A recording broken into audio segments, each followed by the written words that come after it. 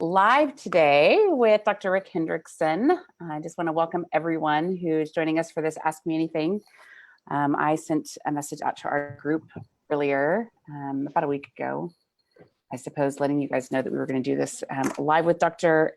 Henriksen today. And I'm super excited about the three areas that we're going to be focused on, which is gut health, migraines, and sleep, because obviously these are three areas that we've got lots and lots of questions in our community. In fact, I have so many questions here. I don't think we're going to get to them all, although we could try to lightning round some of this if you want to, and see if we could like power through. But super excited. Yes, no, yes, no. Yeah, exactly. Right. You got 10 seconds. Go. Super excited that you joined us. And I would love it, Rick, if you'd start out just by telling people a little bit about SteadyMD and your relationship with SteadyMD and a little bit of your background, just to give them an idea, like I'm thinking 30 seconds or so before we dive in. Sure. A little bit of background on me first. So my name is Dr. Rick. I'm a family doctor. I did my residency training, medical school in New York at Albert Einstein College of Medicine, and then residency training in family medicine at the University of Utah, and then a fellowship from the University of Arizona in integrative medicine. I've been working kind of in the ancestral health, evolutionary medicine, and functional medicine kind of area for about 5 years. And I used to be on faculty at the university. I taught medical students and residents, and I was done with that and then decided to open up my own practice. So in Salt Lake City, I have a local practice here. And then I've paired up with a company called SteadyMD, and we have a membership-based practice. So patients pay a set fee each month, and then that includes all the types of visits they would need as far as primary care.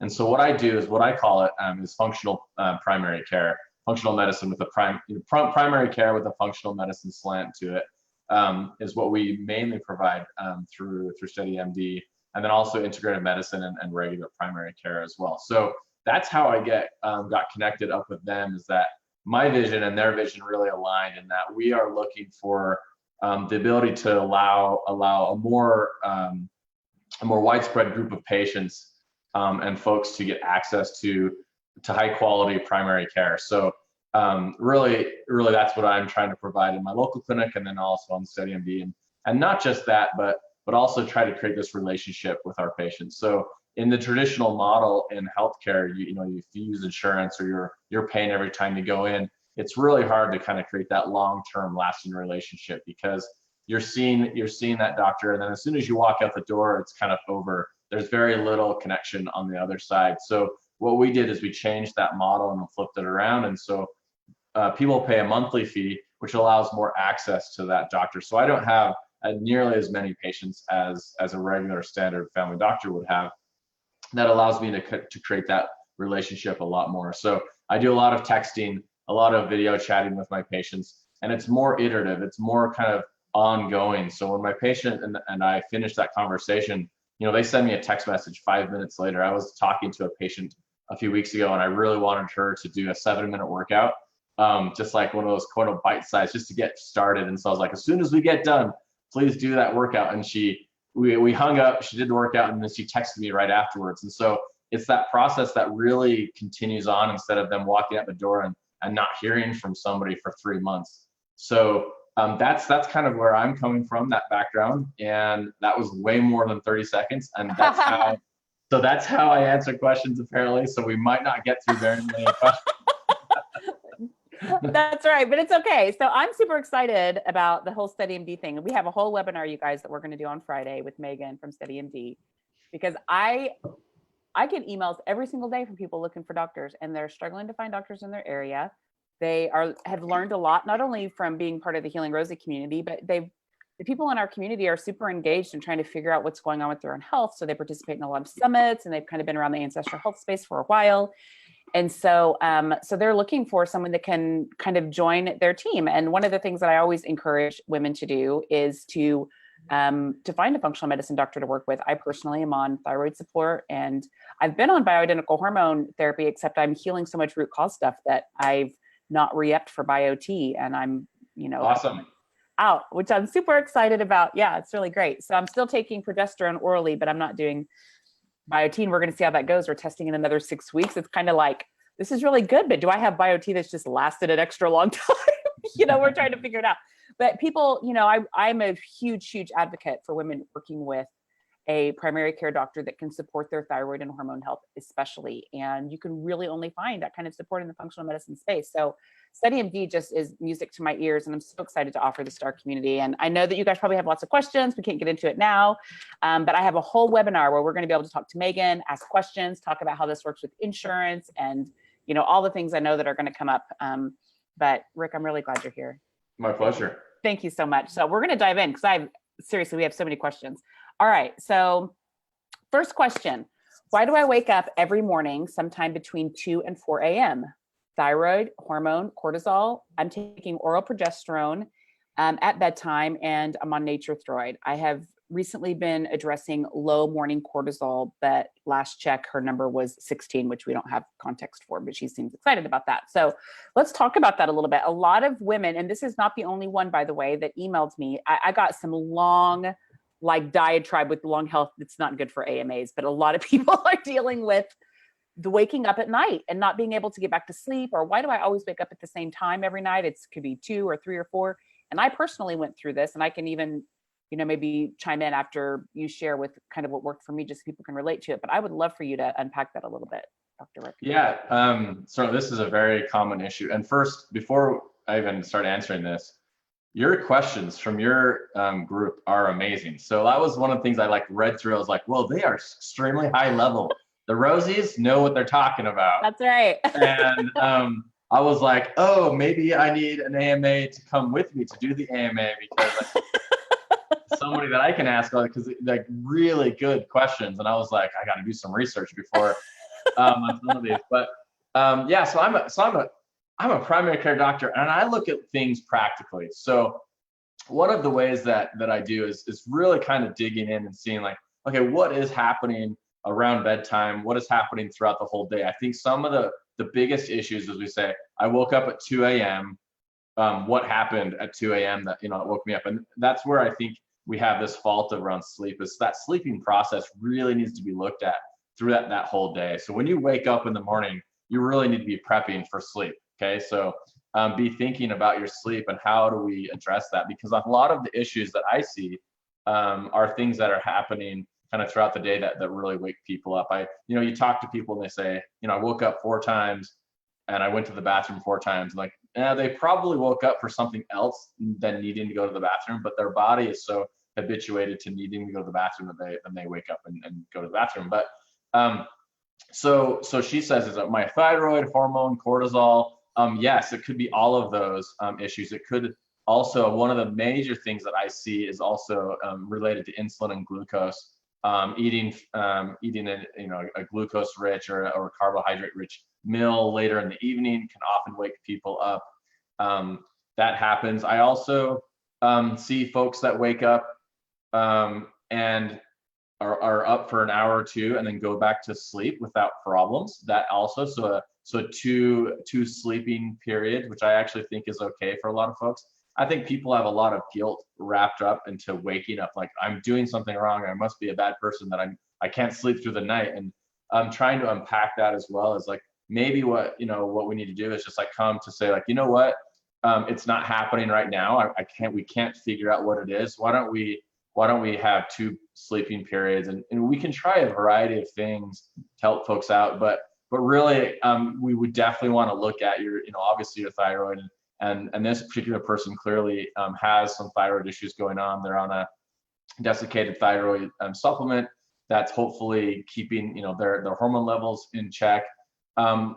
Also, so one of the things that what I look at really first off in this person is looking at behavior first thing in the morning. So when we wake up, trying to get some bright sunlight first thing in the morning can really jumpstart that production of the appropriate cascade to create the right amount of melatonin throughout the evening. So a high protein rich diet to create make sure you have the substrate to then create the melatonin and that process and getting sunlight. So making sure you're not wearing sunglasses first thing in the morning.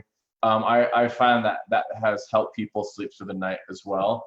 But I think this would require kind of a deeper kind of look about what are some of the habits in the evening? So are TV watching, are they checking email, which is like the worst possible thing you can do right before bed. Okay, so the only thing worse than checking email before bed is checking student evaluations before bed. So when I was a professor, I would get these evaluations and then I would read them at like 9 o'clock at night. It was just like, then I couldn't sleep, right? So anything that's going to be causing you to be thinking that will cause me to kind of wake up, and you might have that problem too. What, Missy, you were saying that you had a similar issue. What was it for you? I was having a lot of issues waking up. Sometimes it would be like I'd wake up at 2 and then I'd wake up at 3 and then I'd wake up at 4. And for me, it was estrogen. My estrogen was too low. So when I started taking estrogen, it's like, it just nipped it. So yeah, a lot of can play a role for a lot of women in period. For sure. I mean, one of the things that most people are jumping to first is progesterone at night, right? So I can't sleep. Kind of the stock thing is I'll try some progesterone before bed, and that actually, a lot of folks, that really does help. But in other cases, it could be something else. So getting a full evaluation on those, and going through some trial and error. So it's going to take a little bit of time, which is why it's nice to find a provider that's willing to do that with you. So I think some doctors or some providers are like, let's just try this, and then you don't hear back from them or something. And I think it takes this iterative process that you have to really try to figure out, kind of trial and error, about what is it potentially for you that's going on. Yeah. Another thing that's worked well for me that I've just started experimenting. I don't know if you're familiar with a company called Plus CBD, but I've been doing hemp CBD. They have a formula that's good for your parasympathetic nervous system. If I wake up at night, which isn't often, I mean, it might be once or twice a month that I'll wake up, and it's the wake up where I'm not just going to fall back asleep. You know how you can kind of tell? Right. I'm not going to just fall back asleep. And so I'll usually lay there for 10 minutes or so just to kind of like verify my hunch. And if I'm still not falling asleep, then this CBD blend is perfect for me. So I think there's something happening with the cortisol response that's waking me up. And so that's kind of, go ahead. Yeah, I was gonna say, yeah, definitely that sounds like more of a cortisol issue. It's interesting too. So a lot of folks get a lot of help with CBD for sleep. And some folks, it's like the opposite. It actually does not help out with sleep well. So if someone tries CBD for sleeping and doesn't seem to be helping, just know you're not alone. Like that's actually not uncommon, that it's not helping out everybody. So this is such a unique thing. And this is one thing I want to stress to all the women is your N=1 is different from other people's N=1. So, these Ask Me Anythings, you hear a lot of ideas and perspectives that maybe you haven't heard before that can give you an idea of where to look. But for sure, of course, you guys know none of this is diagnostic. And just because it works a certain way in one set of conditions doesn't mean that it's going to work this way in your particular case. So take everything as provisional and definitely do your own homework and listen to your own body and your own gut as far as what's working. So. Yeah, one of the things, I think we get caught up with is a little bit of a religious fervor over the treatment of the day or the diet or whatever it is. And I think sometimes we get a little too locked into that is the solution, because it worked for me. It's got to be working for everybody, and not just it's working for me, it's going to work forever either. So sometimes there are things that are changing, right? If it was estrogen for you, the next time that you wake up, like, oh, it's got to be the same estrogen. Well, it could be actually something different. So that's also, make sure it's important that we don't get too locked into our ideas of what it actually is. Yeah, totally. All right, let's go to the next question. I work third shift a few days a week, and everything I read says no matter what we do, if we're not getting proper sleep, nothing else will work. Well, I only average about 5 hours of sleep a day afterwards and find that I have pains and usually diarrhea. Are there additional steps I can take beforehand to support my gut to try to minimize the effects? Oh man, bless your heart. So that is the worst thing. So shift work, folks, this is really, really hard to take over. And I think, when someone says nothing will work until you sleep more, it's a little hyperbole. We can try some things, and there actually are going to be things that we can do, but sleep is very important. So number one, during your night shift, make sure you're not eating any carbohydrates. So processed carbohydrates during the middle of the night, like they're so nice. Like if you're a nurse or something like that, there's usually donuts around or whatever it is. Making sure you're staying away from that is going to be really key for later. So the least the lower our amount of sleep that we have, if we're not getting proper sleep, our motivation and our ability to choose, make choices really goes down. So that's going to be just number one. So what additional steps? So pain, it wasn't clear on the question if it was abdominal pain or just general pain, and then diarrhea. So clearly there is something going on with the gut. And there are a lot of things that we could go down. I don't know if we want to address them now, but obviously there are lots of causes for diarrhea, and from anxiety to having a parasite to hormone imbalances to something as simple as lactose intolerance, right? So there are a lot of things that could be causing that diarrhea. And there are for sure ways that we can improve your gut, even if you're not getting the sleep that you would like. And I think being okay with saying, right now in my life, I'm only going to get 5 hours of sleep. That's just the way it is.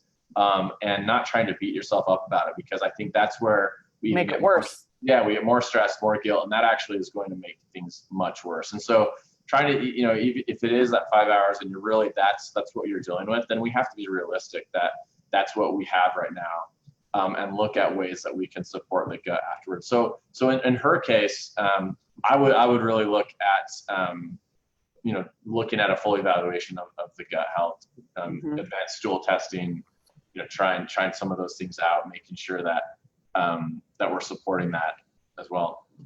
I just happen to have this book in front of me, Healthy Gut, Healthy You by Dr. Michael Ruscio. I don't know if you've read this book, Rick, or flipped through it at all. So I know, so Mike is awesome. So he's really great working with the gut. This is excellent. I highly recommend it. Yeah. What I love about this is he's so methodical in how he takes you. It's almost, I can tell this is the process that he's worked with a lot of patients on. And he has a lot of like, if then, so here's a basic framework. And then here's what I want you to try next. And if you respond this way, go this path. And if you respond another way, go this path. It really empowers us as patients to be able to take on healing our gut for ourselves. And my personal philosophy always is that I want to own my journey, and I want to get support from my doctor. I don't expect my doctor to own my journey. And I don't think anyone should expect their doctor to own their journey. This will allow you, going through a Healthy Gut, Healthy You allows you to understand enough that you can own your own journey. And then when you have questions or you hit a crossroads or you want some support from someone like Dr. Rick, you can go to him and say, hey, here's the things I've tried. Here's where I'm struggling, and you can get the support you need from your doctor, but you're so empowered. I just really love this book. If I had a patient that did that, is like, I tried all these things and this is what happened, I would love that. I think some doctors are scared of when patients are trying things on their own because they're like, somehow their pride is in the way, but I would love that. Holy cow. Someone's like, this is the list of things that I've tried, this is what happened, and this is what that would be awesome. So it's almost, honestly, so that I know you referenced this book.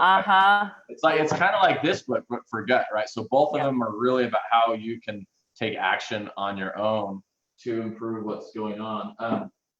So just as a last aside, one thing also about Dr. Ruscio, he's fantastic to keep costs also under control. I think some of the problems that we look at is you could spend thousands of dollars doing a lot of this testing.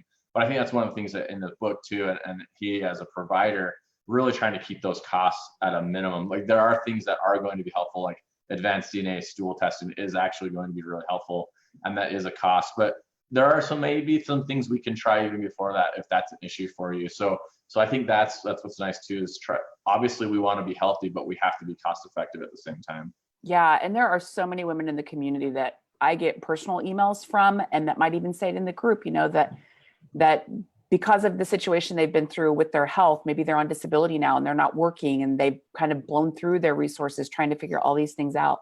I'm always trying to bring forward things that give you the information and empower you yourself so that you can pick up some yardage on your own and then work with the doctor for support. It's a really, really powerful combination. And, just because you have the money to spend all on gut health doesn't mean you should spend necessarily all of your money right there, because once you get that cleared up, there's probably some things down the road that you're going to need funds and resources for. So it really does help your dollars to go really far. So absolutely. All right, let's go to the next question here. How does perimenopause affect sex hormones?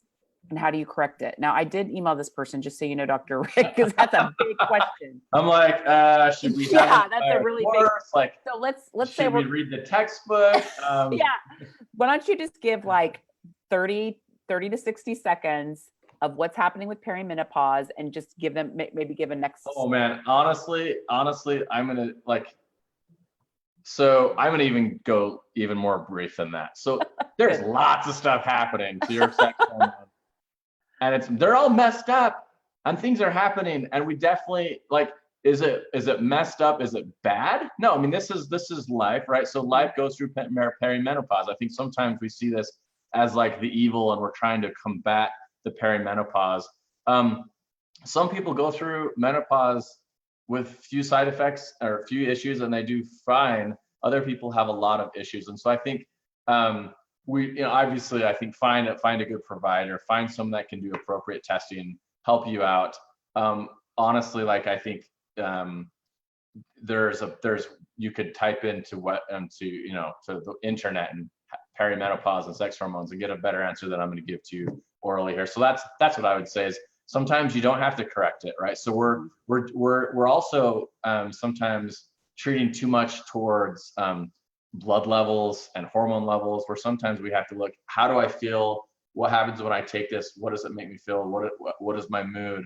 What are my symptoms? And I think that is probably the most important thing, and not necessarily is my level between this exact range and that exact range. I think that's where we get into problems, both patients and doctors, right? So if I start, an estradiol or something, some kind of a replacement therapy, and the patient's doing great, but then I look at the result and it's not where I want it to be, that's where I feel like we sometimes get issues. So I would definitely find a good provider, but at the same time, make sure you're looking at your symptoms, how you're feeling as the most important target there. Yeah. I want to just offer something contextually too, as a woman who's going through perimenopause. One of the things that I found as I've gotten older is that I probably have some of the same stressors that I had in my 20s and early 30s, right? But because I had so much great hormone support for my body, I actually wasn't symptomatic from those stressors. And when you move into perimenopause and your hormone levels go down, when you have a lot of stressors, it often will deplete your hormone levels even more than probably what your body naturally would have done in perimenopause. So it's the thing that comes up for me is perimenopause is a time when other stressors really expose themselves. And sometimes what you need to do actually has nothing to do with hormones at all. It's you have an Epstein-Barr situation that's probably been around for 20 or 30 years, and that's really been stressful on your body. And as your hormone levels have depleted, that Epstein-Barr is causing even more depletion. And you've got to fix the Epstein-Barr, you don't fix it, I suppose, but go after Epstein-Barr or metals or whatever else is going on. So just keep in mind that sometimes what's happening in perimenopause is we're facing other upstream stressors that our body has kind of masked with our hormone production over the years. Yeah, I mean, if we look like evolutionarily, like perimenopausal women at the time, this is probably the time where things got less stressful. Like you had other younger people to do a lot of the work around, and this is when you could be watching the kids or the grandkids, and this was a time when it should have been less stressful, and now it's like totally flip-flopped, right? So this is a time period where it's probably the most stressful, and your kids and your grandkids are relying on you the most, and you have your work deadlines, and you are the boss now instead of just the employee. So things are much more stressful this time period, which I think is a mismatch to the environment where this generally would have happened.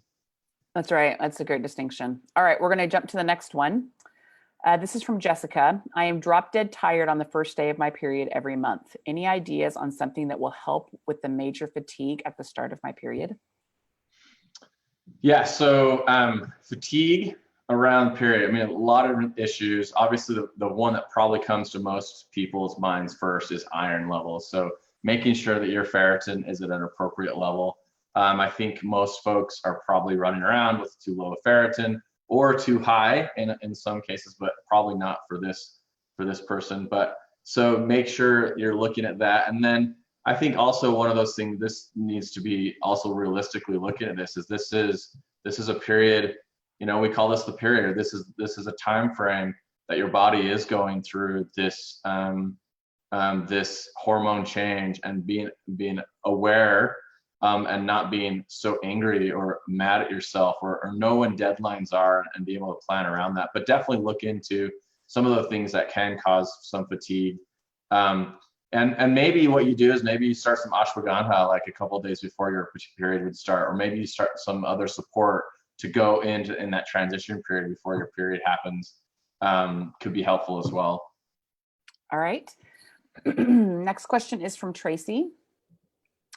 Can you share any info on natural solutions for hot flashes and bone health? Yeah, so let's start with bone health first. So natural solution for bone health, jump up and down every day.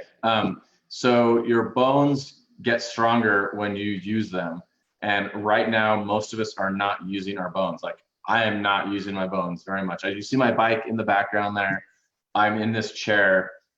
We have to get some pounding to our bones. And so that would be like my very first #1 tip for people is making sure that they're getting out and using their bones. So now talking about hot flashes, this is another area where there's a lot of really good stuff, a lot of things that help for some people and not others. Natural solutions for looking, from hormone replacement therapy to things like black cohosh, which is very effective for a lot of folks. But I think this is another one of those areas where there's probably a list of 1,000 things long that have helped somebody with hot flashes. And one of those things is probably going to be your solution, and not all of them. So this is an area where I think find someone that is good with botanicals. Find someone that can suggest some good botanicals for you to give those a try, because some people like kava will help out, and some will, like I said, like black cohosh is going to be effective. So I would definitely look at some of those potentials and just try them. So I think this is where you have to kind of go through a trial and error and see which is going to work best for you. Mm-hmm. Do you see a botanical that tends to kind of be head and shoulders above the rest in your own practice? Yeah, I mean, I would say probably like black cohosh is probably the one that I use the most, and has probably been the most effective. Okay. All right. Lucy asks, antidepressants as it relates to the gut, sleep, and headaches. What are your thoughts on antidepressants? Okay, antidepressants. So sorry, repeat the question. I was actually looking for it on my page. I know it's new. Someone just it's a new one. You threw it. Snuck it in. Okay, so please repeat the question then. Yes, antidepressants as it relates to the gut, sleep, and headaches. What are your thoughts on antidepressants? Antidepressants related to gut, sleep, and headaches. So antidepressants, in general, we can do something else to help out. And so antidepressants are kind of like my last thing that I would use to try to help somebody with their anxiety and depression. So in that case, however, if someone is on one, it definitely can have an effect, because it does alter the mood, it does alter the brain chemistry. And so I think looking at how we would relate the overall condition to the symptoms is probably more effective than actually like the antidepressant. So how is anxiety affecting the gut? Well, it has a huge effect on the gut. And so working on our anxiety in ways to improve the gut, and try if we can to take that antidepressant away, and instead treat the condition with something that's going to be less harmful long term.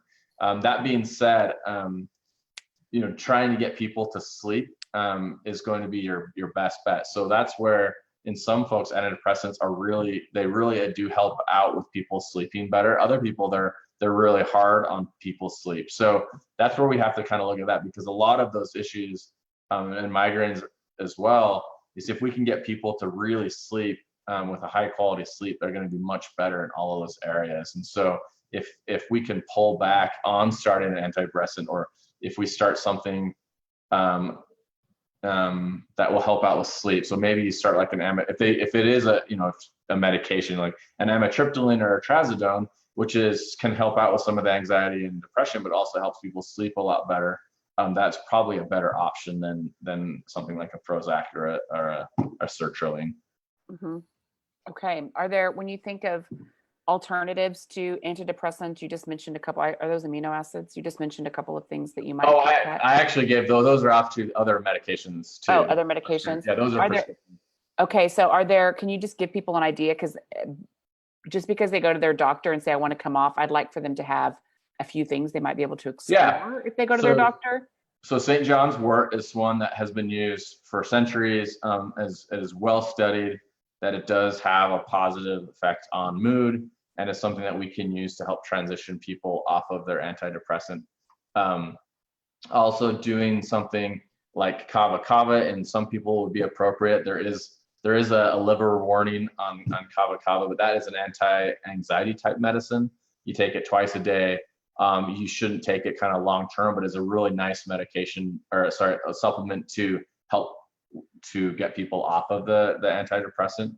So that's probably what I would start, and then I would probably add in some valerian root to help them sleep in the evening. It would kind of would be my cocktail that I would kind of baseline start with.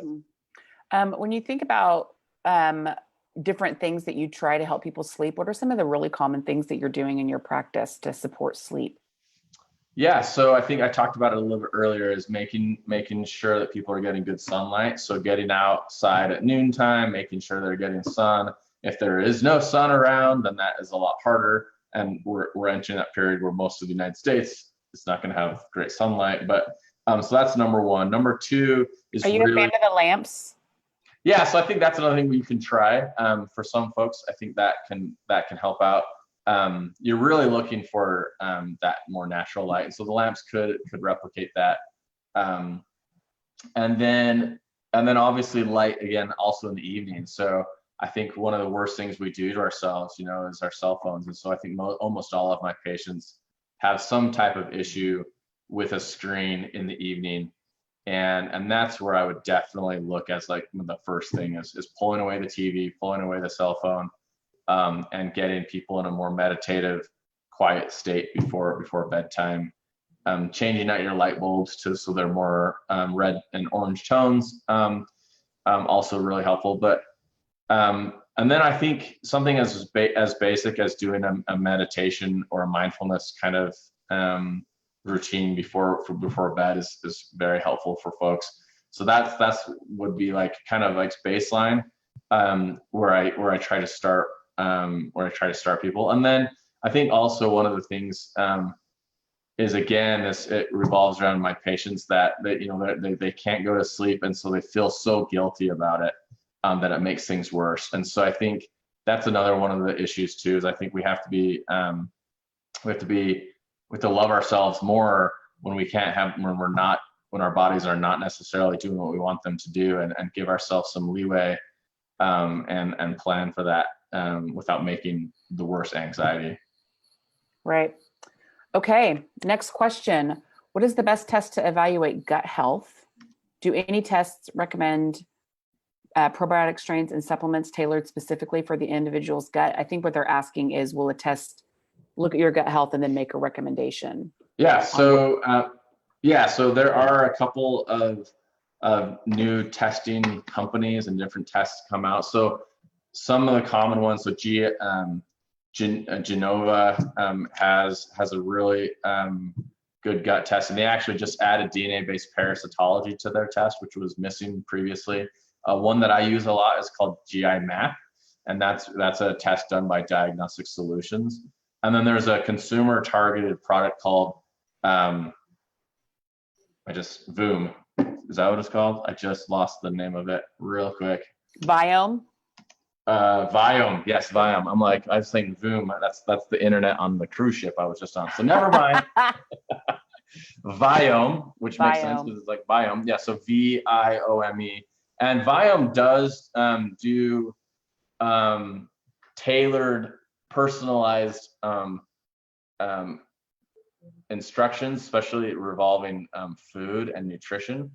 I actually think they can be helpful, but also at the same time, I think that it's a little bit too simplified. So they're trying to do some of those testing. I think it's best to do the advanced stool testing, one of these DNA stool tests, in conjunction with a doctor or provider, so that you can get some better tailored help with that. But the best test to evaluate gut health, I would say, is a DNA-based test that also includes some of the other markers as far as digestion and inflammation.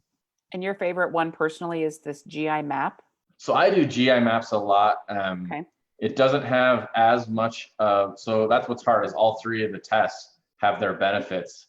And so that's a little bit harder. So the Genova test wasn't including DNA-based testing previously, but they just added, I just got an email like yesterday that they're adding that in. So I'm actually going to be reevaluating again and be looking at, see if that's improved. The reason why the DNA-based testing is important is because for the bacteria, parasites, etc., if they're not picked up in a culture or picked up on a microscopic look, then they miss it in some of those testing. So DNA is going to be a little bit more specific to pick up some of those harder to find bacteria, etc. So I would say one of those, and then finding someone that can really help you out on the specific treatment protocol. So is the Genova test, is that the GI-FX test, or what's the name of that? Yep, that's the GI-FX. Okay. And that's the GI-FX is the one that's getting updated. So right. So hopefully it'll be even better, and hopefully won't cost more. So we'll see what happens to the price of that. But okay. Yeah. Great. Awesome. Alrighty, let's go to the next question.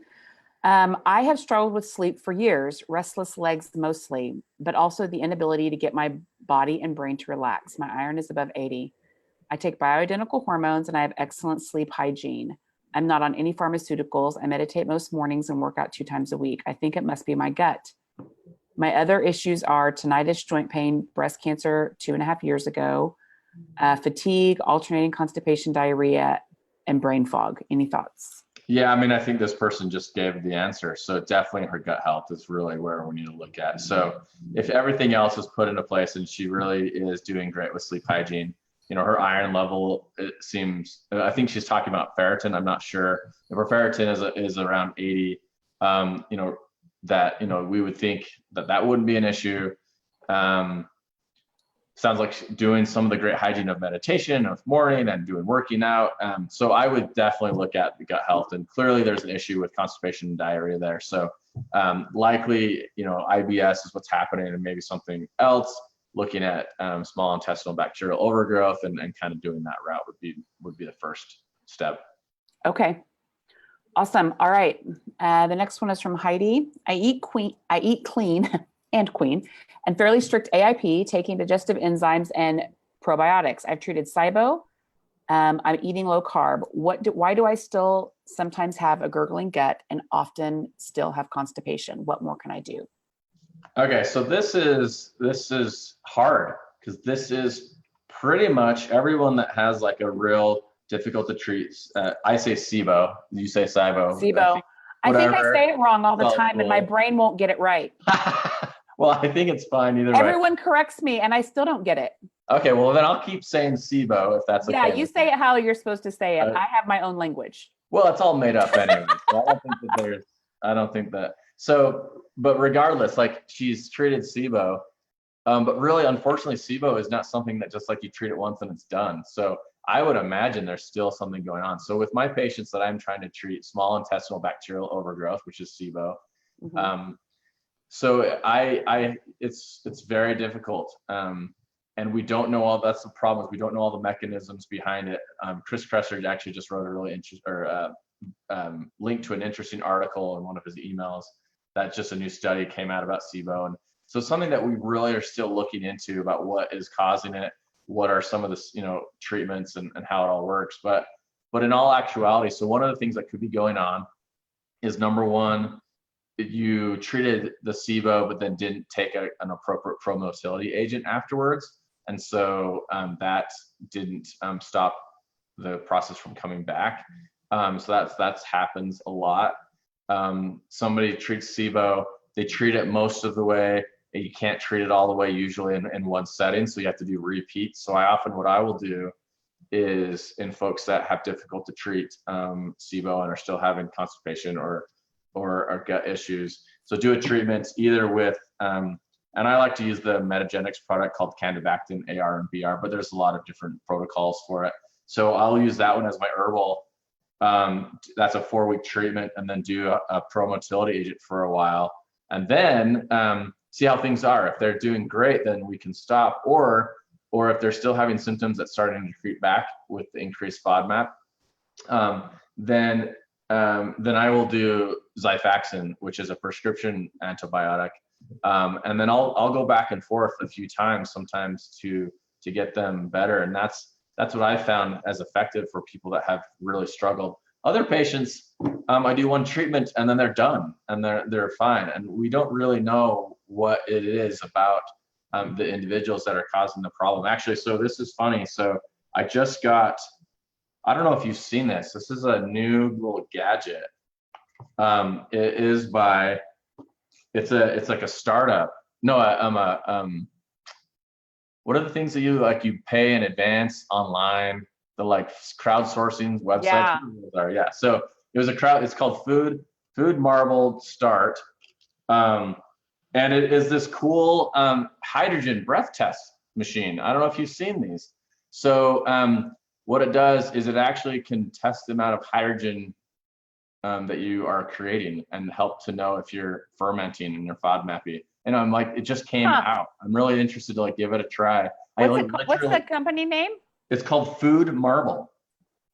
Foodmarble.com. It's probably one of those things I was on Facebook, and it came up to check it out. It only uses hydrogen gas. It doesn't test for methane, which in this particular person's problem, the constipation is probably a methane-based issue. Anyway, so you guys should try. I would love to get a whole bunch of people to try these and then tell me if they work or not. So then I can tell my patients if they work or not. So I'm curious about them. I want to reach out to them and pitch them to come to Paleo FX. That way we could all get some education. Yeah, that would be interesting. Yeah, that would be good. Yeah, foodmarble.com. It seems, we'll see. Anyway, so that's just a total side note. I'm not selling that product or whatever. I just thought that was interesting. So, all right. Are we good there? Ready for the next one? You tell me to stop talking. So I'll all right. Next one is from Rachel. Why do I get a terrible headache before each period? Oh, that is tough. So we'll say migraine. So let's assume that she's getting a migraine, which that could be some other type of headache that she's getting, but we're going to say that maybe she is getting a migraine. So this is one of the things where we look at migraines and the causes of migraines. And this is something that, again, we still don't know all of the answers for. But there's a really awesome theory that a friend of mine, Josh Turknet, has given, and he wrote a book called My Migraine Miracle. And he's a migraineur, meaning people get migraine. I actually get migraines. So it's a really interesting topic for me. And the theory is that we're getting these migraines after getting insults to our hypothalamus. So our hypothalamus is really this part of our brain that is helping to control kind of these basic functions. And it's kind of like creating a buffer between stresses. So if we are getting one stress or two stresses or three stresses, maybe things are still going to be okay. You didn't sleep very well, your food's not great, and maybe you're still not getting a migraine. But what happens is every additional kind of insult or every additional nail that gets hit in the problem can then set off of the headache. And so what we're trying to do, and maybe for Rachel, her period is that next kind of insult. It's that next thing that's happening right before a period. So it's causing that headache to start. So what we could look at is, what do we do? How do we reduce the overall stress? How do we reduce the overall insult? So eating, our AIP or getting on an appropriate diet for this person, making sure our sleep is really on par right before her period, and maybe we can reduce that likelihood of getting the headache. But that would be my thought in regards to that. Obviously, there's things happening with your hormones before your period that are changing that balance that had been in place. And so just that change in itself can be that kind of when it's not nothing you've done, but it can change that effect on the brain that can incite that headache. If you had a patient come to you with this issue, And obviously you have, a theory or framework that you think is going to guide how you're going to approach treatment. What are some things you would explore with her? Yeah, I would explore definitely her sleep, definitely how much muscle tension she carries in her neck, because that can also incite that. Looking at posture, I find it would be very effective in helping headaches. But then also I would look at hormones and how they're changing through before her cycle, during her cycle, and after, and really kind of evaluating if we're seeing some kind of interesting change there. Obviously looking at thyroid, making sure that is okay as well. And then nutrition, like I said. So all of those would be really that big package of looking at headache beforehand. I think, Okay. if it obviously there are some modalities of like imaging and some of those things that we could do, but as a start point, I don't think that would be needed. Yeah. Okay. Next question is from Joe Carroll. How do you treat tinnitus? That is a really hard one. So tinnitus or tinnitus, people say it both ways. However you say these things. So it depends on if you're East Coast or West Coast, I think. So, so this is something that the problem is the treatment has to be based on what's causing it. So the most common cause of tinnitus is hearing loss.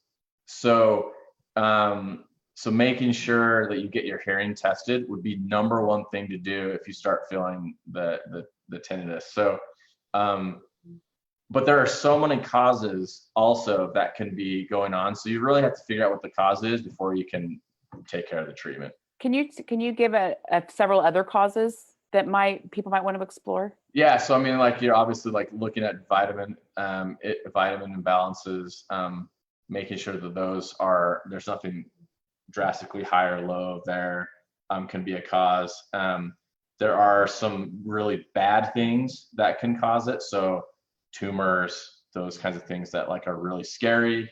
But that's pretty unlikely. That's not as common, but those can cause it. And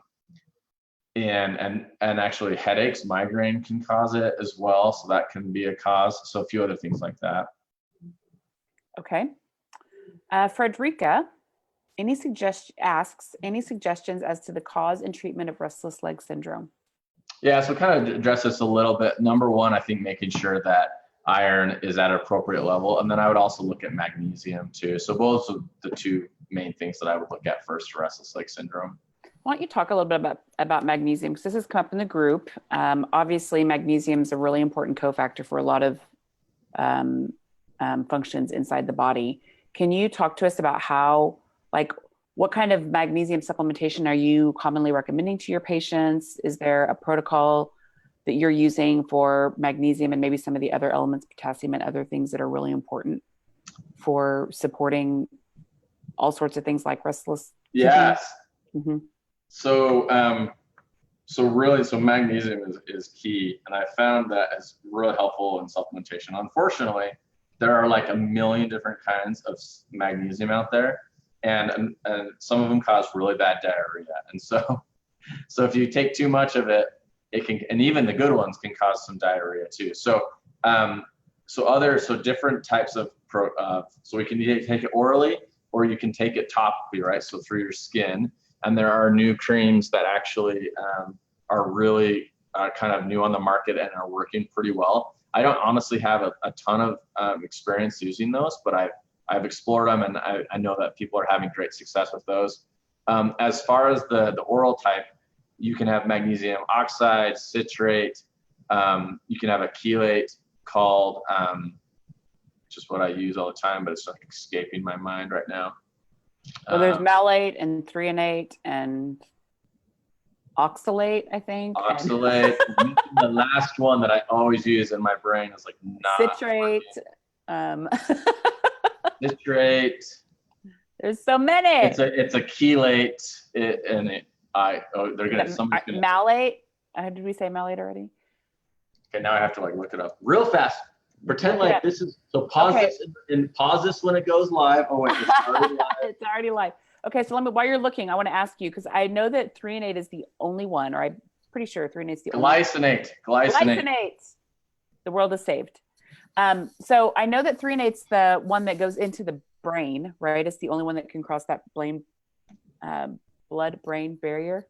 Yes. Well, so when magnesium is a salt, which is that threonate, right? So it's magnesium connected to something else.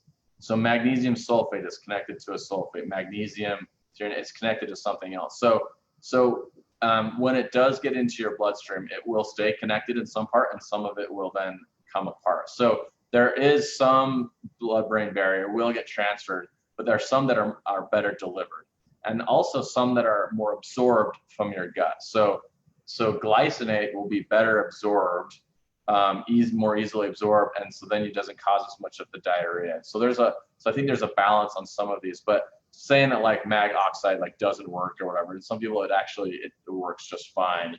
And the cost of these are drastically different too. So they're like, for example, magnesium glycinate is usually a little bit more expensive.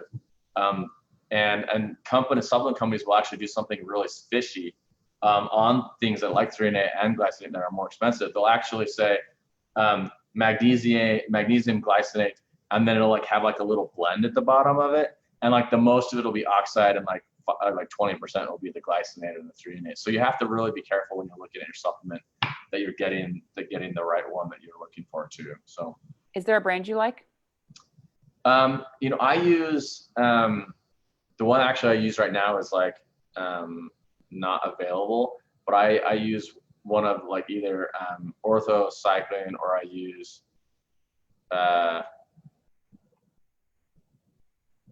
Metagenics has one that I like.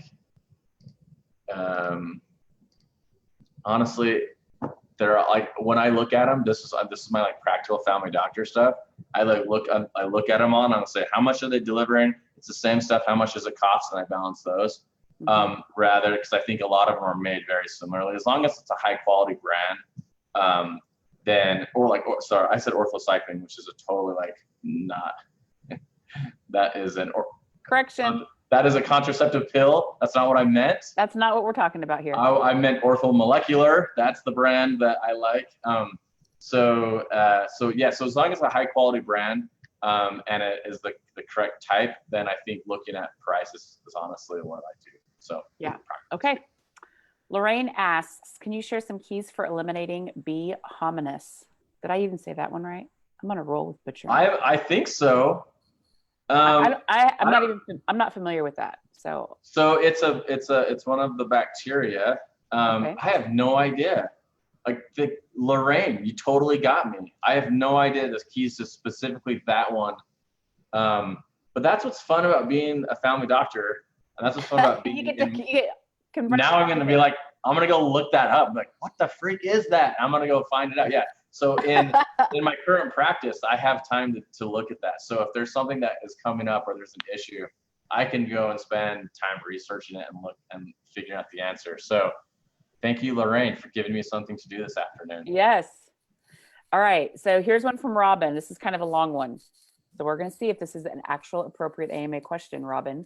And I'm asking, but we'll see how far we go with the answer. Okay. All right. I never thought of myself as having migraines, but I've had headaches since I was a kid.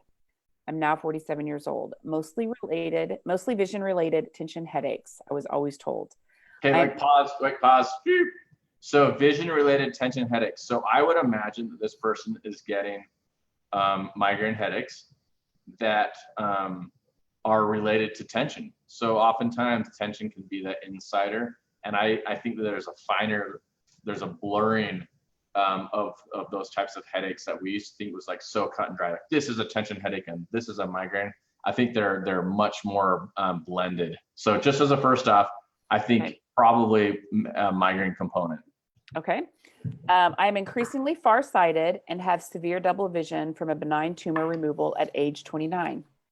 For the last 3 or 4 years, I've had debilitating headaches every menstrual cycle lasting 3 to 5 days, day and night, mostly feeling like intense stabbing all over my head, concentrated behind one or both eyes in particular, and marked by sensitivity to light and noise.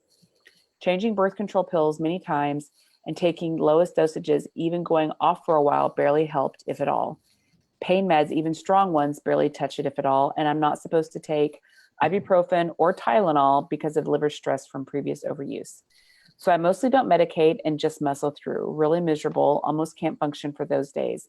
Single work-at-home mom with 100% responsibility for my 2 little kids, but also have these cycle-related headaches while married after the kids were born. Maybe these are migraines. I really need to be able to function. I have almost no time to myself, but I do squeeze in martial arts twice a week, and I'm not overweight. I do suffer from anxiety and possibly panic attacks with neurological symptoms. Any thoughts? Oh man, Robin, I would love to help you.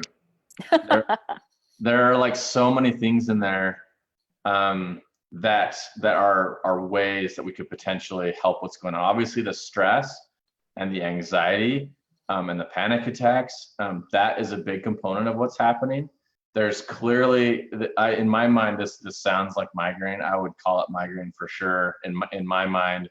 And there are, while hormones and supplements and vitamins and they're all really good. At the end of the day, like there are really good prescription medications that actually can block the action of that migraine headache. And someone like you, while we're working on all of the other things that are going on, I would probably start something like Maxalt or Zomig to help block to get rid of that headache. And if you haven't tried something like that, I would look at that. So let's look at the overall picture. Yes, we do want to work on looking to see if there's anything going on with the anxiety, etc., tension, all those things. But at the same time, getting an appropriate migraine medication may be the right answer for her. The other option, it sounds like she's getting these headaches primarily during her during menstrual cycle. So, and maybe it's not the right answer for everyone, but if someone is so debilitated that they're having so many issues, then, and I don't know if she's tried going on continuous birth control, so really trying to get rid of the menstrual period for a time to see if that provides some relief. I think, when things are so bad, we have to try other things. And so while I don't always like putting Band-Aids on and I don't like using OCPs, sometimes if it comes 5 days of non-function at all, while we're investigating other problems, then we look at that. So I would say, yeah, that's what I would tell Robin. Okay. So there's another question from Robin about sleep. She says, I'm notoriously bad about getting to bed on time. Not so much that I can't sleep, but I seem to be resisting sleep. Lots of stress and worries. The only quiet time alone is at night. Also the only time to get things done, but I often waste that time on frivolous stuff like phone browsing. I often have bad dreams when I do sleep. Falling asleep in the wee hours under extreme exhaustion tends to make it dreamless. I had chronic nightmares and night terrors as a kid and in my 20s and some even in my 30s. I don't drink anymore, but I did to excess in my 20s to escape stress and depression and get myself to sleep. I'm sober 19 years, but never solved the sleep problem. I'm wearing myself out, but I can't seem to break the habit. Also, I'm on an antidepressant, Wellbutrin, and have PTSD from my marriage, 17 years of emotional abuse. Perhaps applicable info for headache issue 2. I did 5 years of therapy, 3 during the marriage. I'm not in it right now. Any suggestions? Oh, Robin, I feel for you.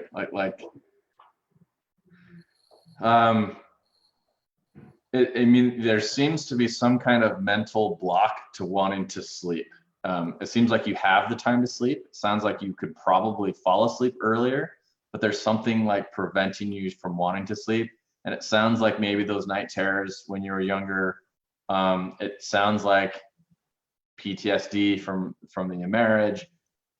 Those all sound like they're causing some kind of block that I'm not sure could be unpacked easily. And I would say therapy would be number one, really important right now. It sounds like you did that with earlier, especially during your marriage, but I would really get on there to see if you can explore what's happening around sleep, because it does sound like if you did sleep longer or start sleeping earlier, things would improve.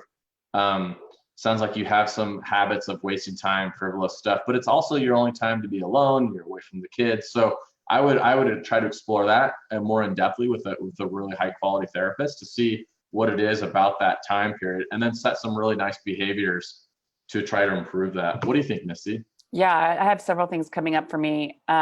First of all, I've actually been in pattern. I've gotten in patterns too, where I'm doing screen time and stuff's keeping me up way later than I should. And it's almost like I get locked into a pattern. So there is a dopamine thing going on with that screen, that's really messing you up. So some of this is just looking at yourself and being like, I want to take better care of me.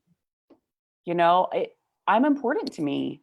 I need to take better care of me. My kids need me to take better care of me. I'm going to create some nighttime rituals to honor what my body needs for relaxing, restoration. That could be doing baths at night, coming up with some rituals around some hot tea, maybe finding a good book that's fairly mindless that you can read. If there's some friends that you love and maybe you're not getting enough connection in your life, maybe you are having a chat with a girlfriend at night. But I would really think about creating some nighttime rituals that are intended to honor and support and nurture yourself. Because as women, especially who have kids, and especially as a single mom, that's often the things that's missing the most is we're not getting nurture time. So what do you need to be supported? There's a couple of modalities that come up a lot in our community that are great for trauma healing, which it sounds like you need. NET is one of them, and EMDR is another one. I would look into both of those modalities. And I because of what you're describing, I don't know that I would think of talk therapy as being maybe what this situation needs. I would look at something that's really for trauma and clearing trauma. Look into that. And a lot of this is like, how are we honoring and loving ourselves when this sleep stuff happens? There's some underlying beliefs that we have to confront about our own worthiness for self-care and taking care of ourselves that sometimes is hard. And this is where I think a community like Healing Rosie can be really effective. It's a safe place to get honest and to get some support. Women are notoriously just bad about asking for support. And it sounds like that's really what you need. You need to be supported in your life. You need someone that's in your corner, that's cheering for you, that is nurturing you. You need to find ways of giving and nurturing to yourself, and give to yourself in a way that isn't depleting. Being on your phone for hours before you go to bed is a way that maybe you're trying to unwind the mind a little bit. It's very depleting to you. And there's definitely other things you can do. And if you need some support on that, start a thread in the group, and let's bring all the women together to talk about things that we can do at night to help us quiet the mind and slow down and just nurture ourselves a bit. Some of that's just habits. We just get into these habits and we have to make new ones. Yeah, I mean, I agree, Robin. I think doctor's not going to help this out. So yeah, there's for sure nothing I'm going to be able to say or do. It's got to come from within, and I think a good support group. And I think Missy said that right. So, yeah. All right, we're a touch over, but I have one question that comes up a lot. I have to ask it. Okay, last question. So I want to give a shout out to Christy Melville. She came up with glycinate for us to help us out and put it in the chat. I totally missed it. But thank you, Christy. Yes. For doing that. Thank you, Christy. All right, this question's from Jacqueline. What causes varicose veins and what can we do about them? Oh my gosh. Okay, so the cause of varicose veins is that your valves in your veins are not working appropriately, meaning that the valves are supposed to only allow blood to get pumped up. So when your muscles are moving, they get pumped up, and so you get pooling, and those varicose veins just get larger and larger. So number one, the best thing to do, it doesn't work for everybody, but honestly, like exercise is probably the most important thing for varicose veins. When you do have varicose veins, there's a lot of potentials for them. If you are in pain because of varicose veins, then you can get them removed. You can get them treated. You can wear compression stockings. They're not fun. Yeah. And so, I think I'm a very vain woman, and I totally own my vanity. Yeah. Probably a lot of women are feeling like they're unsightly. I don't want them on my legs, actually. Thank you very much. Yeah, and they usually don't cause any problems. It's not a dangerous thing for most people.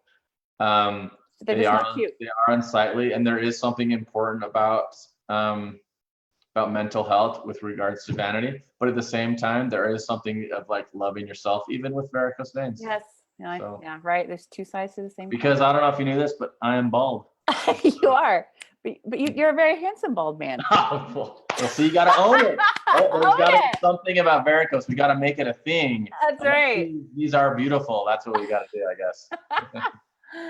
Alrighty. Well, I see that Anne Marie asked about working with you through SteadyMD, and I just kind of want to tie a ribbon around all of this with an announcement about the webinar on Friday. So you guys are going to get an email if you're on the email list about the webinar on Friday with Megan over at SteadyMD. So very excited about this partnership because everyone and their mother in our group is looking for a functional medicine doctor to work with, and it's often hard to find someone good in your local community. So if you are looking for someone, you can go to, I think it's ifm.org/find a functional medicine doctor. Each one of those words is hyphenated, and I'll link it in the comments here too in Facebook. But you can find a functional medicine doctor in your area. But if you're looking to work with Dr. Rick or one of the other doctors, functional medicine doctors they have at SteadyMD, we are going to do a webinar on Friday to talk all about it. And I'm very excited to bring this opportunity to the community because I know so many of you are looking for this support. So Dr. Rick is definitely taking patients through SteadyMD. If you're really resonating with him and his style and the way he approaches patient care, you can work with him. There's a couple of other docs I know that they've got on the roster, and they really care about pairing you with someone that's really going to resonate with your health goals and that you're going to feel really good about working with. So you can go to steadymd.com/healing Rosie if you want to learn a little bit more about the partnership that we're starting with SteadyMD. And on Friday, December 14th at noon, we are going to do another Zoom/Facebook Live call with Megan to talk about how it works, to answer a lot of questions that people have, to talk about how you can leverage your insurance company to help cover some of your medical costs, just as if you're working with a doctor locally. But I'm thrilled about this. And so I hope you guys will tune in if this is something that's interesting to you. And of course, I'll be sending out more information. And Dr. Rick, thank you so much for joining us today.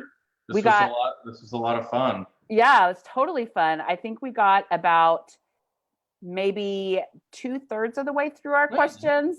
So, you know, not too bad, not too bad. We'll have to, we'll plan on doing maybe a Ask Me Anything with Dr. Rick every month or every other month or something, so that we can make sure that we're supporting you guys with getting your questions answered and giving you insights into some things that you can explore with your doctor as you're working on improving and optimizing your own health. So thank you again. My pleasure. Thanks everyone for tuning in. Thanks guys. Have a great one.